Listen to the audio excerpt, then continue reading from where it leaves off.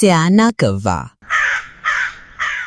ये है वो जंगल जहाँ सब जानवर मिलजुल कर रहते हैं। शेर बादशाह, हाथी दोस्त, सबका सहारा, बंदर शरारती, खरगोश भोले भाले और एक अक्लमंद कौवा। यहाँ सब हंसी खुशी रहते थे। मगर एक दिन एक मेहमान आया जिसने सब कुछ बदल दिया। उस दिन जंगल में एक अजनबी लोमड़ी आई। भूखी थी और चालाक भी। इतना खूबसूरत जंगल देखकर उसने सोचा,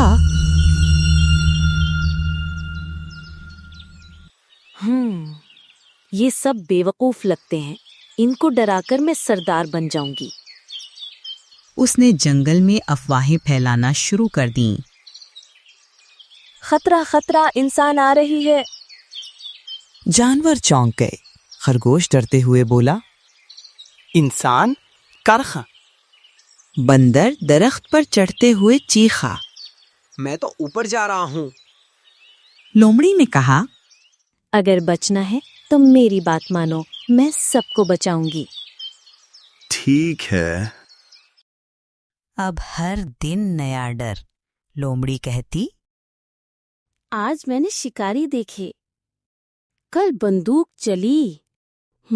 हाथी भाई, आपके दांत खतरे में हैं। हाथी रोने लगा, मेरे दांत? ओ नहीं। मोर ने पंख छुपा लिए। मेरी तो खूबसूरती ही खत्म हो जाएगी। शेर तक मायूस हो गया।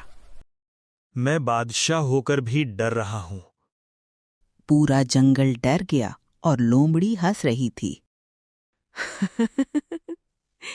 सब मेरे काबू में है। ऊंची शाख पर बैठा कौवा बोला, दोस्तों, क्या किसी ने इंसान देखा? वैसे देखा तो मैंने भी नहीं। मैंने भी नहीं देखा। तो फिर लोमड़ी से पूछो। सब ने लोमड़ी को घेर लिया।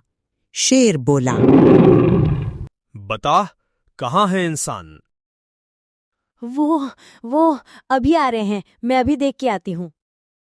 और वो भाग गई, कभी वापस ना आई।